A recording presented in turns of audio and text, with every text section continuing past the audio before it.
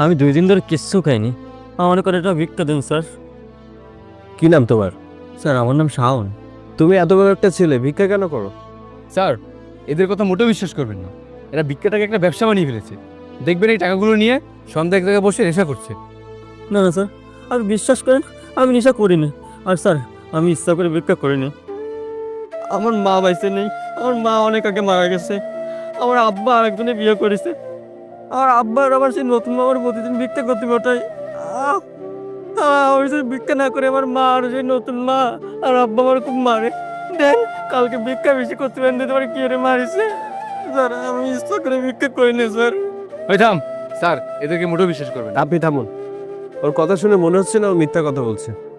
আসলে আপনজন হারানোর বেদনা অথবা আপনজন পাশে না পাওয়ার কষ্টটা আমি বুঝি। খুব ছোটবেলায় আমারও মা মারা গিয়েছে, আর বাবা থেকেও নেই, ঠিক ওর মতো। ওর সাথে আমার ভাগ্যটা মিলে যাচ্ছে। তুমি চিন্তা করো না। তুমি এই 500 টাকা রাখো। টাকাটা সঠিক ব্যবহার করো। মানে আমি বোঝাতে চাইছি, এটা দিয়ে কিছু একটা কিনে ব্যবসা শুরু করো। তুমি এই টাকাগুলো দিয়ে কিছু রঙিন বেলুন কিনতে পারো, আর সেগুলো তুমি রাস্তার পাশে অথবা পার্কে বিক্রি করতে পারো। ছোট ছোট বাচ্চারা রঙিন বেলুন পছন্দ করে, আর এখান থেকে যে টাকা হবে সেটা দিয়ে নতুন একটা ব্যবসা করবে। এভাবে নিজের উন্নতি করতে পারবে। যাও। ধন্যবাদ স্যার। স্যার আমার কিছু ভিক্ষা।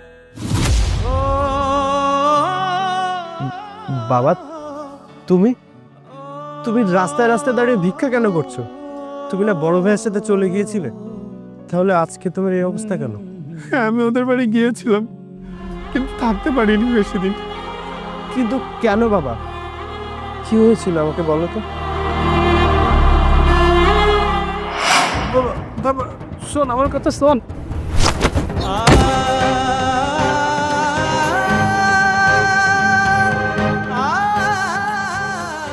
বাবা, তোরা যদি আমাকে বাড়ি থেকে বের করে দিস, আমি কোথায় যেয়ে থাকবো?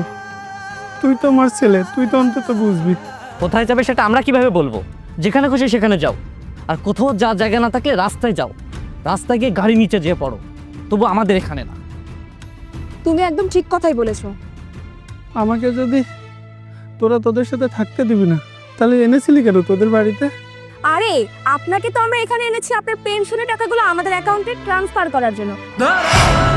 আর সেই কাজটা যেহেতু হয়ে গেছে, আপনাকে কি বসিয়ে বসিয়ে খাওয়াবো নাকি? যান এখান থেকে বের হন। বাবা, তুই তো আমার ছেলে, তুই অন্তত আমার কথা একবার ভাব। তুমি কি তোমার ছেলেদের কথা ভাবো?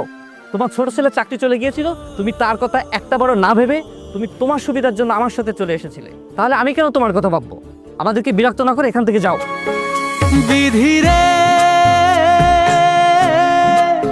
বিধিরে ও বিধিরে।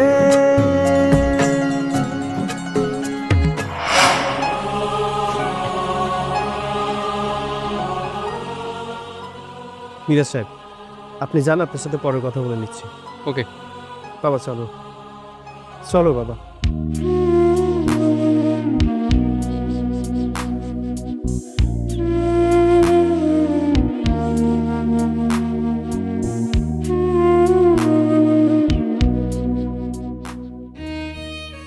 হ্যালো মাহি, কেমন আছো? হ্যাঁ ভালো আছি, কিন্তু তুমি তুমি আমাকে কিসের জন্য ফোন দিয়েছো? তোমাকে না বলেছিলাম যেদিন তুমি চাকরি পাবে সেদিন আমাকে কল করবে। হ্যাঁ মনে আছে, আর মনে আছে বলেই চাকরি পাওয়ার পরেই তোমাকে ফোন দিয়েছি। তুমি জানো আমার বেতন এখন দ্বিগুণ। আমার বেতন এখন 1.5 লক্ষ টাকা। সত্যি? তোমার স্যালারি এত বেশি? হ্যাঁ, তুমি তাড়াতাড়ি চলে আসো। চলো আমরা আবার একসাথে সংসার করি। হ্যাঁ হ্যাঁ, আমি এখনই আসছি। ভাইয়াকে ফোন দিতে হবে। হ্যালো ভাইয়া, কেমন আছো? শোনো, তোমাকে একটা কথা বলার জন্য ফোন দিয়েছি। আমি চাকরি পেয়েছি, আর বেতন আগের থেকে আরো অনেক বেশি, 1.5 লক্ষ টাকা। তোমরা তাড়াতাড়ি চলে এসো, আবার একসাথে মিলে বসবাস করব। এসো। হ্যাঁ হ্যাঁ, আমরা এখনই আসছি।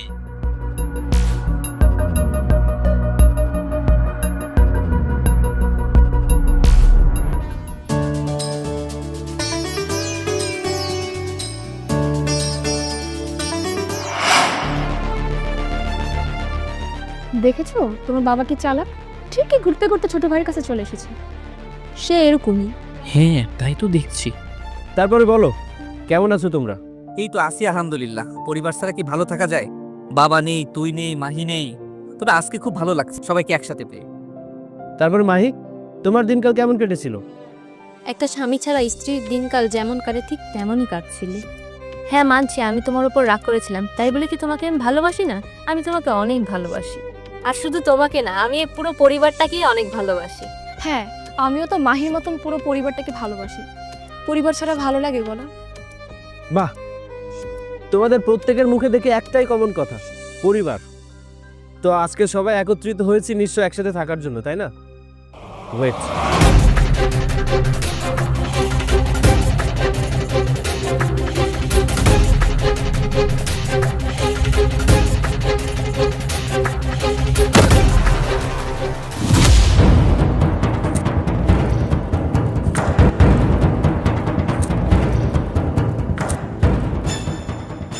এই নাও তোমাদের পরিবার, যার সাথে থাকার জন্য তোমরা সবাই এসেছো। আমার সাথে থাকতে তো আসুনি, এসেছো এই টাকার সাথে থাকতে। তো নাও, টাকার সাথে থাকো। তুই এসব কি বলছিস?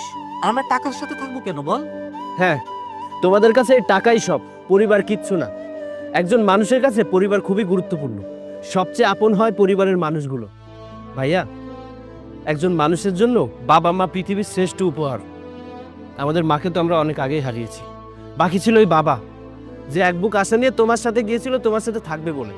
তোমরা কি করেছো? তার পেনশনের টাকাগুলো তোমার অ্যাকাউন্টে নিয়ে নিয়েছো। তারপরে তার প্রয়োজন ফুরিয়ে গেলে তাকে ঘাড় ধাক্কা দিয়ে বাড়ি থেকে বের করে দিয়েছো। তুমি জানো, আমাদের বাবা রাস্তায় রাস্তায় থালা হাতে নিয়ে ভিক্ষা করতো। তখন কোথায় ছিল তোমার আর আমার মান সম্মান? হ্যাঁ, আর তুমি বলছো পরিবারের কথা? তোমার ওই মুখে পরিবারের কথা মানায় না। দেখো ভাই, তুমি তোমার বড় ভাইকে ভুল আপনি চুপ করুন, আপনি আর একটা কথাও বলবেন না। আমার ভাইকে আমি ভুল বুঝছি না, আমার ভাইকে ভুল বোঝানো হয়েছিল, আর সেই ভুল বুঝিয়েছেন আপনি। আর আমার ভাই সেটা মুখ বুঝে সহ্য করেছিল আর বিশ্বাসও করেছিল। আরে আপনার মতো মেয়ে মানুষ যে সংসারে থাকবে সেই সংসারে সুখ শান্তি উড়ে চলে যাবে। আপনি আমার ভাইয়ের মাথাটা খেয়ে ফেলেছেন, আর এখন এসেছেন পরিবার নিয়ে কথা বলতে। আর এই যে আমার ভালোবাসার একমাত্র স্ত্রী, তোমাকেই বলছি, কোনো এক বইয়ে পড়েছিলাম নারীদের ছলনা অত্যন্ত ভয়ানক। আজকে তোমাকে আর তোমার ব্যবহার দেখার পরে সেটা হাড়ে হাড়ে টের পেলাম। তুমি এমনই এক ছলনাময়ী নারী, যখন আমার ভালো সময় থাকে তখন আমার পাশে এসে দাঁড়াও, আর যখন আমার খারাপ সময় থাকে তখন আমার পাশে দাঁড়ানো তো দূরের কথা, আমাকে ধিক্কার জানাও। আর এত কিছুর পরে তুমি কি ভেবেছো তোমার সাথে আমি আবারও সংসার করব? কখনোই না। তুমি তো এই টাকাকে ভালোবাসো, এই টাকার সাথেই থাকো। আর বাবা, আমার খারাপ সময় তুমিও আমাকে ছেড়ে চলে গিয়েছিলে। বাবা, তোমাদের কাছে টাকা এত গুরুত্বপূর্ণ কেন আমি সেটা বুঝতে পারি না। এই দুনিয়ায় টাকাই সব। টাকা এমন একটা জিনিস, এই টাকা থাকলে মা বাবার কাছে তার সন্তান শ্রেষ্ঠ। এই টাকা থাকলে একজন ভাইয়ের কাছে তার ভাই শ্রেষ্ঠ। এই টাকা থাকলে একজন স্ত্রীর কাছে তার স্বামী শ্রেষ্ঠ। এই টাকা থাকলে একজন ভাবির কাছে তার দেবর শ্রেষ্ঠ। টাকা টাকা টাকা, এই দুনিয়ার টাকাই সব। তোমরা সবাই এখানে আমার সাথে থাকতে আসোনি, এই টাকার সাথে থাকতে এসেছো। এই টাকার সাথে থাকো তোমরা। আমি গেলাম। ও, একটা কথা, don't love someone for money. টাকা দেখে কাউকে ভালোবাসবে না। Good bye.